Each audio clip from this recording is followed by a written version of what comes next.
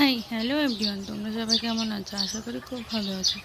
তো আমিও ভালো আছি। তো চলে গেছিলাম সুন্দরবনে। তো সুন্দরবনে তো গিয়ে দেখছি এলাহি খাবার দাবার। প্রথম দিনই দিয়ে দিয়েছিল সকালবেলা ব্রেকফাস্টে ছিল লুচি, ছোলার ডাল আর মিষ্টি। তো তারপরে দুপুরের তো খাবার দেখো, লাউ চিংড়ি ছিল, ডাল ছিল, স্যালাড ছিল, ইলিশ ভাপা ছিল,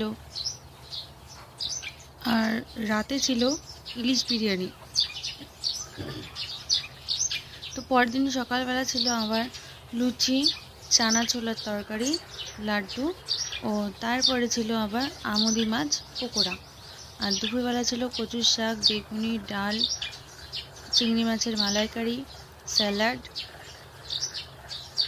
আর ছিল ইলিশ, চাটনি পাঁপড়। প্রতিদিনই ছিল চাটনি পাঁপড়।